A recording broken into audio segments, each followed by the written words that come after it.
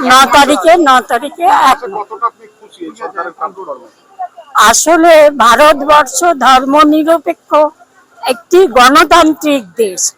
এখানে কোনো পার্টিরই দীর্ঘদিন থাকা উচিত না।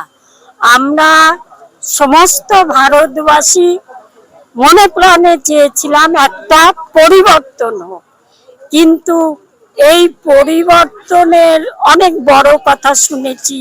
বিকাশ হবে, সবাই ঘরে ঘরে চাকরি পাবে, যুবক যুবতী তারা চাকরি পাবে, কেউ আর বেসাহারা থাকবে না।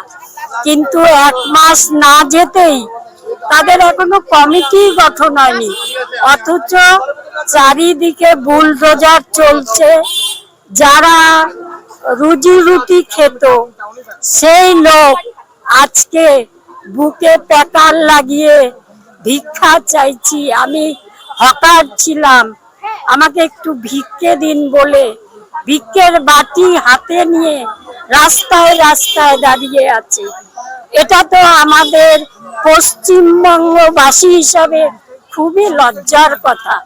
আজকে পশ্চিমবঙ্গ একটি ভিখারির রাজ্যে পরিণত হলো মাত্র 1 মাসের মধ্যে। আজ অব্দি কোনো সরকারের কাছ থেকেই কোনো রকম ভাতার সুযোগ নিইনি। আমি ভালোবেসেই পার্টি করেছি, ভালোবেসেই সব মানুষের পাশে থেকেছি, কিন্তু এখন মনে হয় নেওয়া উচিত। কিন্তু এখনো আমি কোনো সরকারের কাছ থেকেই নিইনি। তৃণমূলও অনেক রকম ভাতা দিয়েছে, কিন্তু আমাদের ফ্যামিলির থেকে কেউ নেয়নি। আমরা সবাই দেশকে ভালোবেসে, মানুষকে ভালোবেসে, আমার বাবাকে জন্মের পর থেকেই দেখেছি মানুষের পাশে দাঁড়িয়ে থেকেছেন। উনি একজন ব্যবসায়ী ছিলেন, তার ছোটখাটো কোনো প্রয়োজন হতো না, সেই জন্য তিনি অনেক যুবক যুবতীকে নিজের পায়ে দাঁড়াতে সাহায্য করেছেন। সেই রক্তই তো আমার রক্তে আছে, তাই আমিও কোথাও থেকে কারোর থেকে ভাতা নিইনি। তবে মনে করি ভাতা নেওয়াটা অন্যায় না। আমিও তো ভারতবাসী, আমারও তো টাকার প্রয়োজন। সেই ভাতা নিলে আমি আরো বেশি গরিবের পাশে দাঁড়াতে পারবো। দেখুন, প্রত্যাশা পূরণ তো কোনো ব্যাপার নেই, খালি হতাশায় চারদিকে খালি হতাশা আর হতাশা। চোখের সামনে দেখতে পাচ্ছেন গরিব ভাইরা যারা হকার করে খেত, তাদের দোকানপাট সব তুলে দিয়েছে। 1 মাসে হয়নি, তার আগেই তুলে দিয়েছে, বিনা নোটিশে তুলেছে এগুলো। এবং যে কথাগুলো তারা মানে প্রতিশ্রুতি দিয়েছিল, 3000 টাকা করে অন্নপূর্ণা, তারপরে বেকার ভাতা, চাকরি, সেও কিছুই করতে পারেনি। 1 মাস হয়ে গেল, এখনো কলকারখানা খোলার কোনো নামগন্ধ নেই, অথচ হকারদের বুলডোজারদের সব তাড়িয়ে দিচ্ছে। আমাকে সরকারের কাছে, আমার ব্যক্তিগতভাবে আমি একজন জনসাধারণ হিসাবে সরকারকে বলতে চাই যে এদেরকে তুলুন, জায়গা পরিষ্কার করুন, তাতে কোনো আপত্তি নেই।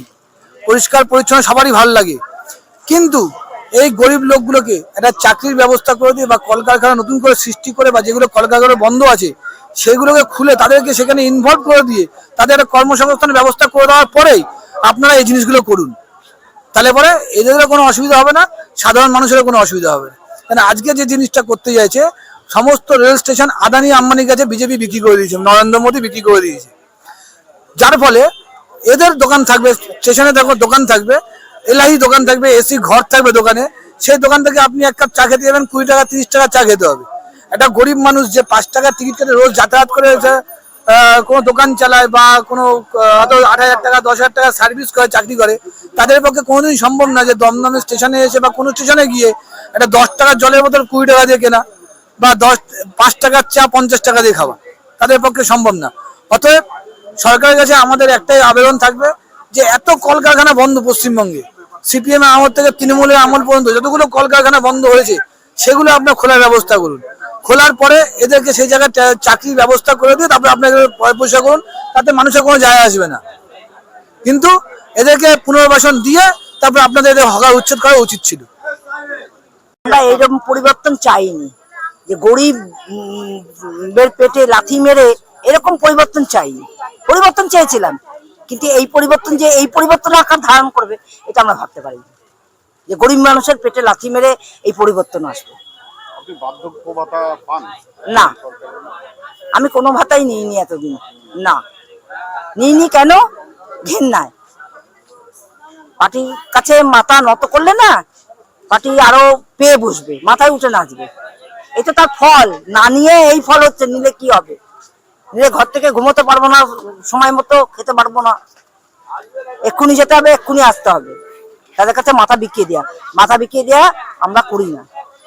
মাথা বিকিয়ে দিয়ে দেশবাসীর কাছে ইয়ে আমরা চাই না। না, সবাই বলছে কিন্তু যে উন্নয়নের স্বার্থে এসবগুলো। উন্নয়নের স্বার্থে এইরকম উন্নয়ন, যাদের আগে না জায়গা দিয়ে পুনর্বাসন না দিয়ে এইরকম উন্নয়ন কোন সরকার করেছে কিনা আমার লাইফে আমি দেখিনি। আমার লাইফে আমি দেখিনি, এই ফার্স্ট। আমি কোথাও দেখিনি, কোনো রাজ্যেই দেখিনি পুনর্বাসন না দিয়ে কোনো উন্নয়ন করা, কোনো রাজ্যেই হয়নি। শুধু পশ্চিমবঙ্গে এইরকম দমদমের মতো নারকীয় ঘটনা কোথাও ঘটেছে কিনা চোখে আঙুল দিয়ে লোকে দেখাতে পারবে না।